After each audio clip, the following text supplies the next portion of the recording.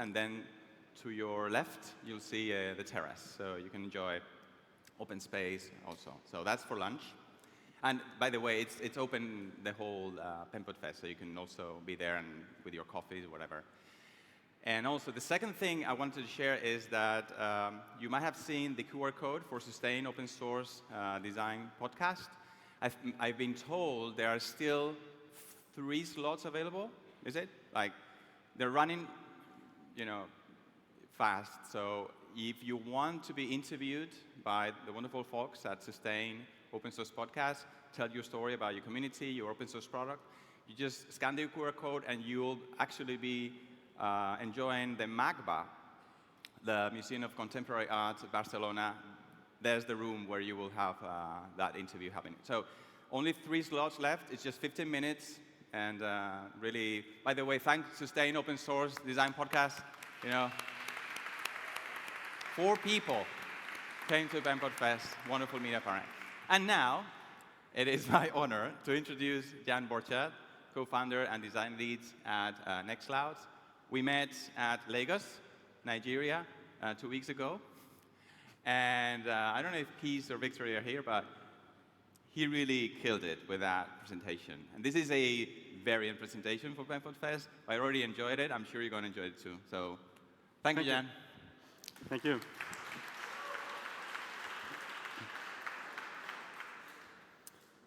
Yeah, thank you, first of all, for welcoming me here. I mean, this is a super cool conference. A lot of cool people. Very happy to meet you all. I hope, so maybe you can hear a bit. I'm a tiny bit sick. I hope it's not super audible. If I start a nosebleed at a sudden point, please let me know. Yeah, might happen. So I'm here basically representing 2 communities. One is Nextcloud, a little more on that in a bit, and also open source design. The open source design community is a community of people like you, designers and developers in open source who want to spread the good word about better design in open source. So yeah, if you're not part of that community already, you can consider yourself part of it. And there's opensourcedesign.net to get involved a bit more.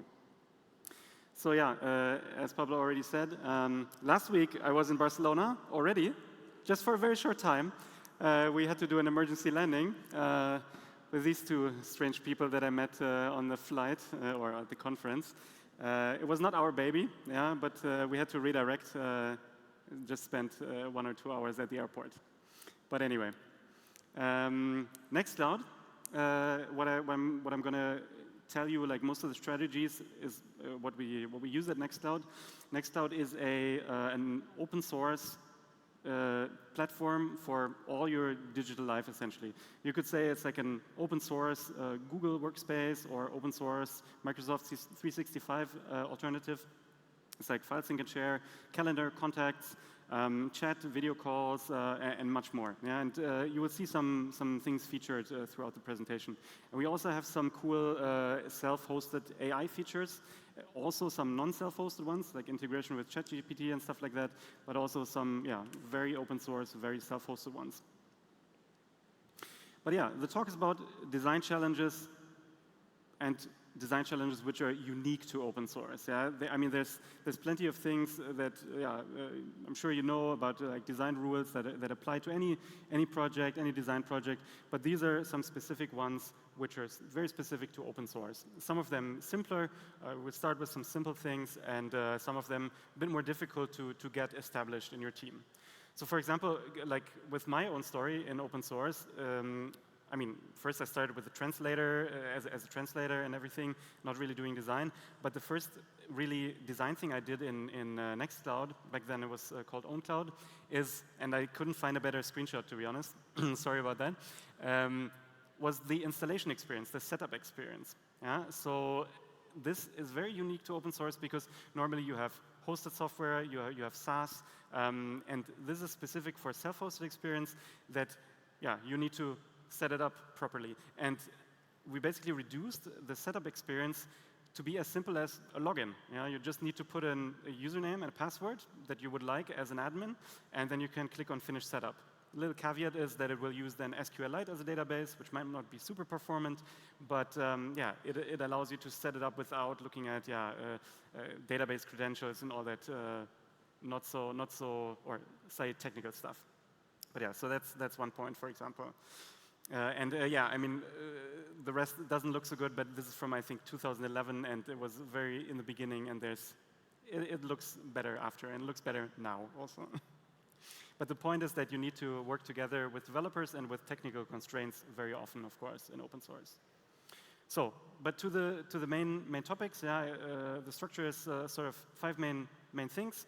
First, a bit of structure of your team and of your work, then design process, then doing research and using work that is existing, working with the community, and then also collaborating with other projects. That are the basic 5 topics, and I will show you some nice examples that you can either implement in your project, in your open source project, or that you, as a person who wants to contribute to an open source project, can look out for. All right, so let's get started with the first topic, that is structure. And so the general thing is about having better visibility for design in your project, and also creating a place for designer, like a space where designers can meet and can organize.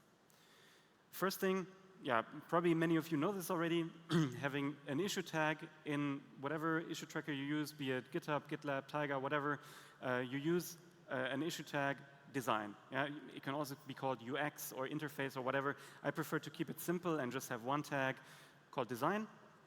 And then people can easily see that you care about design. They can filter for design. You can even combine it with other issue tags like good first issue, for example, so designers can find good first issues in your project, good first design issues in your project. So if you don't have that yet in your project, yeah, you can add that. And if you want to participate in a project, look out for this design tag. Next thing is having a group for designers, a specific space that you can hang out in, that you can talk in. So we, for example, with Nextcloud, we have this video chat and call and chat solution, which is called Nextcloud Talk. Of course, we use that, yeah, and we use that for the design team as well. On our design page, we have that linked as a public link. So we use that channel for public discussion. We, of course, use GitHub as well for the more permanent discussions, but this is for the smaller discussions, for the synchronous discussions. And that is, of course, very important to just be around others to talk. I mean, everyone of you who uses Slack or Discord or whatever knows exactly what I'm talking about. Then another very basic thing, but that is often missing, is having design guidelines and a design page. So by design page, I mean having a simple page to see how you can get involved as a designer. I have some simple, for example, links to this talk room where you can contribute, having a link to, yeah, these are our design issues, describing your process, maybe having a little video, having a little talk of your design teams, of your updates up, whatever you think will get designers in, and also, yeah, get informed by people who recently contributed to design what they were missing on the onboarding. And then, of course, guidelines, yeah, design guidelines. That's very clear. But yeah, have those. And that's the first section. Those are like the easier things, I would say. And those are also, yeah, they're also useful in a closed source project, of course. So next section is the design process itself. Here, we'll talk about specifications and mockups, and also that it's very important to involve engineers directly and iterate. Because, yeah, of course, in open source, we work with engineers all the time, or engineers and designers, developers, everyone, people who do both work together all the time, and yeah, that is super important. So one thing that we always do is we put all the specifications in issues. And that doesn't only mean mockups, of course. That means text, written text, a lot of text. Yeah, there's mockups below that, of course. But it's always important to be clear on what should happen, on how it should happen, the different cases, and so on. So text should definitely not be undervalued. And we prefer issues for that. We have them directly where developers then work with. And we then post the mockups within the issue. And the mockups we do with Penpot, of course. I mean.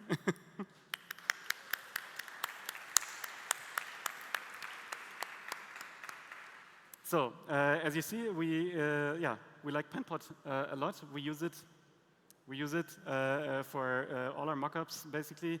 I also used it for the slides. So yeah, that's also a nice way to use Penpot. And I really enjoy that. Yeah, it's just one space to do your stuff. And yeah, as you can see, like some redesign going on, something that's actually spoiling something for later. But anyway, not for later, for next slide actually. So let me just go to the next slide. We have our new design system for Nextcloud, which allows you to easily make Nextcloud apps, design Nextcloud apps, and we did that, of course, using Penpot, because we're using Penpot all the time anyway, and we found that Penpot is really super easy to use for developers as well, because what we want to is, of course, kind of, yeah, sort of make ourselves obsolete in a way that developers themselves can use it themselves to do the mockups. Because if we need to do all the mockups, then yeah, it's really like there's only so much time in the day. And as you know, there's not so many designers in open source, or I mean, it's growing, thankfully, but still developers. There's many more developers. So we need to empower people who are not traditionally designers to do these things themselves. And yeah, we've really been seeing that it works very well. And we really hope that this updated design system, the old one we actually also did with Penpot, but this is now more official, that this does the trick very well. So thanks again, Penpot, for that. And then the next section, research. Yeah? I think one cool thing about open source is always that we have so many things that are in public, yeah, that we can use, that is existing, and that we shouldn't really shy away from using a bunch of these things that are available. Because as designers, oftentimes we tend to think like, oh, we have to do everything ourselves, we do everything like from the ground up. But I think it's super important in open source specifically to maximize our limited resources. And yeah, so to use existing material, to look at what's already there. This is, for example, something that I learned a lot from the GNOME design community, which I also like a lot, and I learned a lot from them, that, yeah, looking at prior art, for example, that is the first example, looking at prior art and doing a market analysis is super important and super simple first step to see where you are in the market, in the sphere. So for example, this is a market analysis for Talk, which is our chat and video call and meetings solution.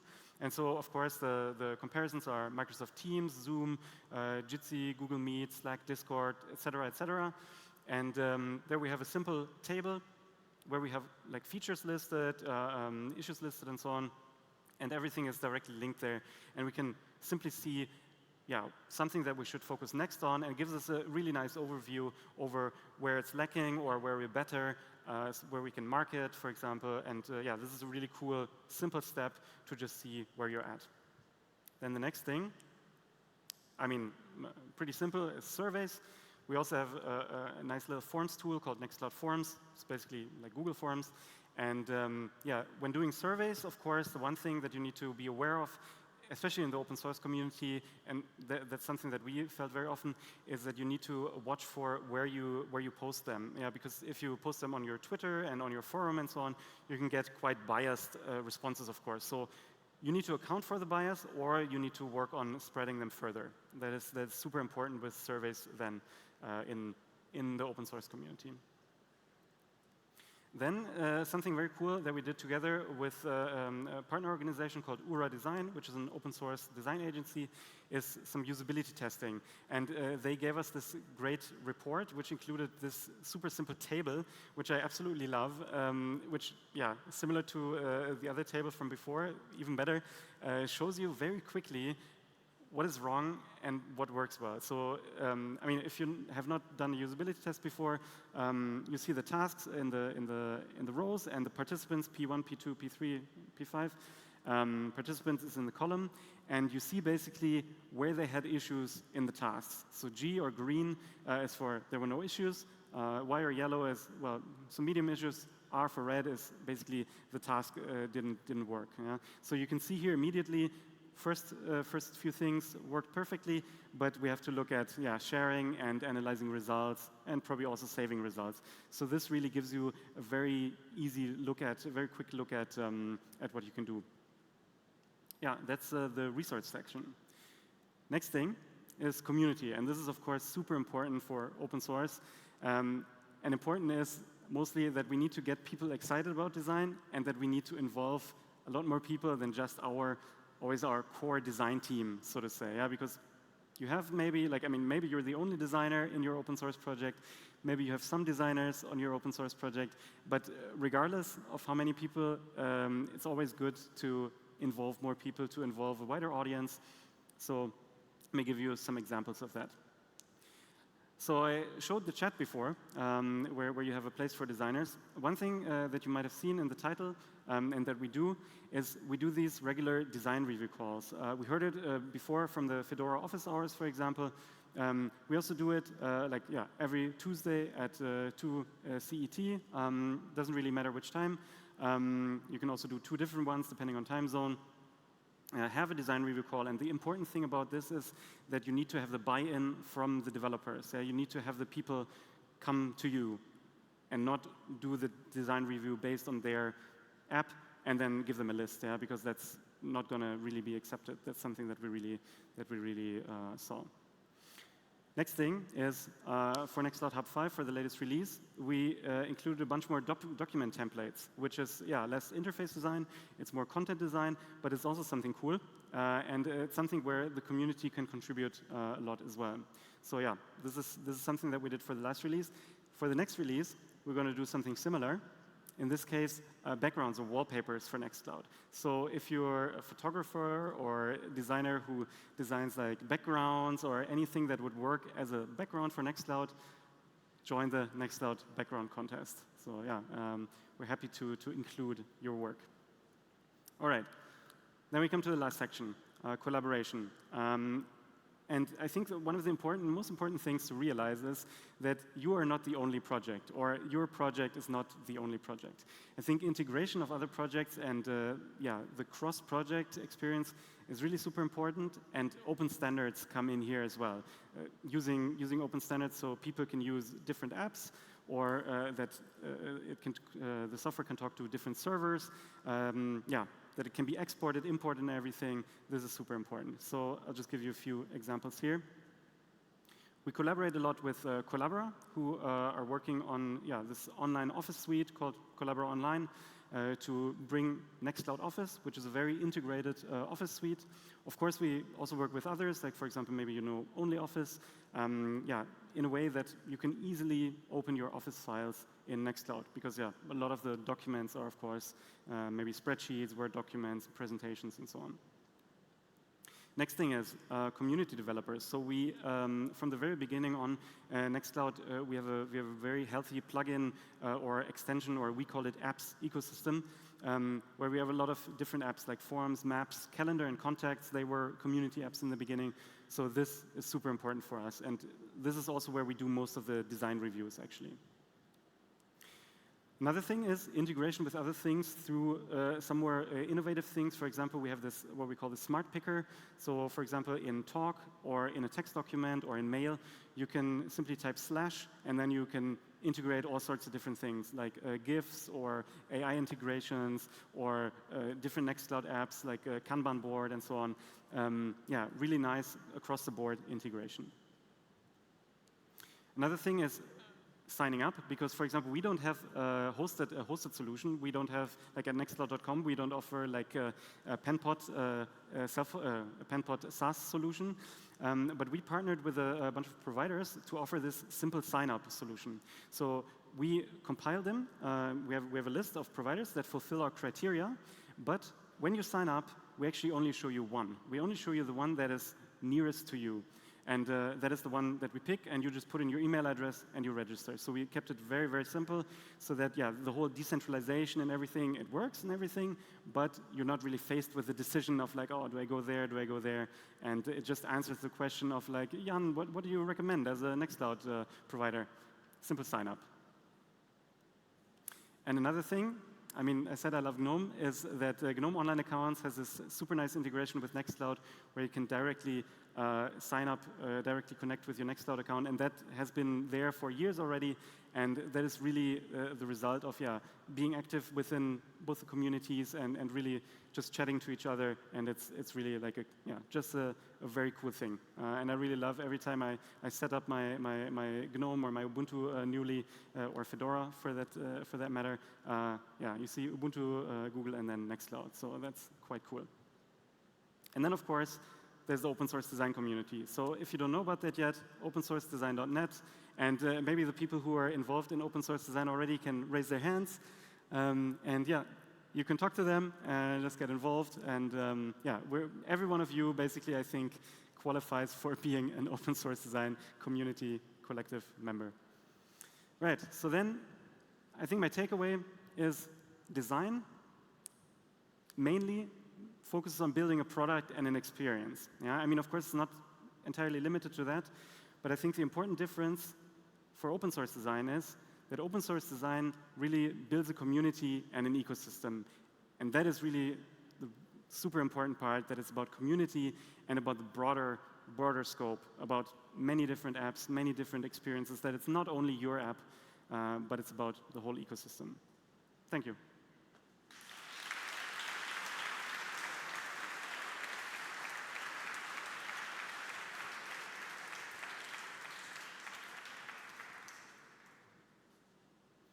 Is there time for questions? Or yeah, if you have any questions.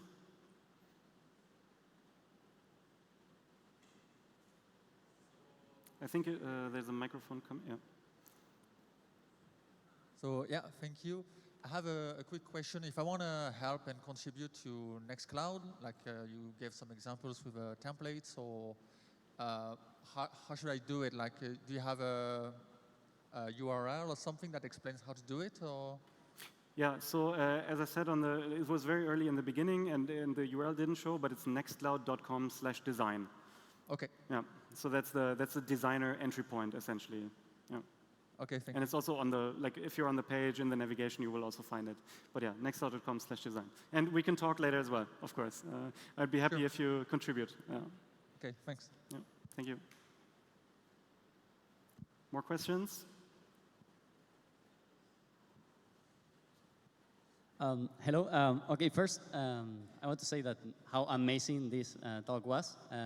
I am a UX designer. I work in Moodle and in the community, especially. So definitely, like a lot of take points, like amazing things. You said Moodle, right?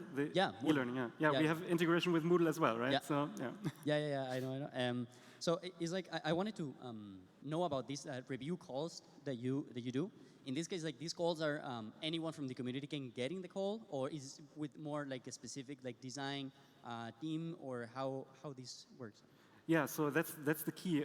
Anyone can really join. Yeah, we have a lot of people who are actually who you would consider more like developer, or like some of the team leads also, who just join, and that's what I really enjoy about it, because they then basically learn while doing that also, yeah? And they oftentimes, for example, when I'm away at a conference or whatever, or I'm out sick or something, we have a lot of other people who are not necessarily core design team members even. I mean, we have a design team, but even if all of us would be away, I would not be worried that the design team or this review call could not happen, yeah? Because we have many capable people who know the structure, who know which questions to ask, who know what to look for, yeah? So this is key, to involve not only designers, but to involve anyone from the community, from if you have a company, but yeah, also from the community. Yeah, that's great. And I have a question like related with it, and is that always in a community there's like a small percentage of the community has a really high engagement in all the processing with the product. I wanted to know like how you approach the challenge of bringing variety of users and perspectives. So many users that they use the product, but they don't end having such impact into the design of the product. How you, as you said that they should come to you, but not you going to them. So how you do like that call out to everyone and actually to achieve that variety in profiles and. Yeah. So for example, I mean, that is of course like a very key question to open source in general, and I think for that, your community needs to be inclusive. It needs to be made up of a diverse amount of people. Yeah. So, for example, for that, we have a program called Nextcloud Include, which is our inclusion program, basically. And we also, in the past, participated with Outreachy and Rails Girls Summer of Code. And I think that really, serves as the base for making your community more inclusive.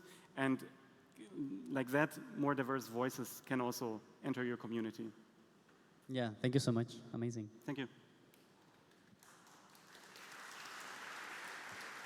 And I have stickers, so come talk to me later if you want some stickers. Open source design or Nextcloud. Yeah. Yeah? I've got a question from the YouTube viewers.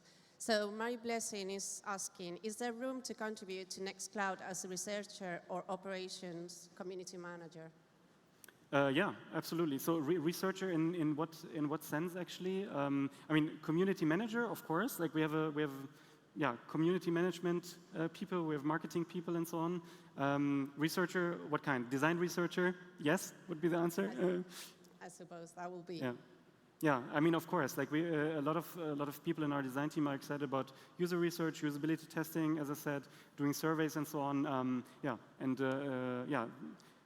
They should go to nextcloud.com/design, and we can go from there. The chat room is linked there, and we're open. Thank you.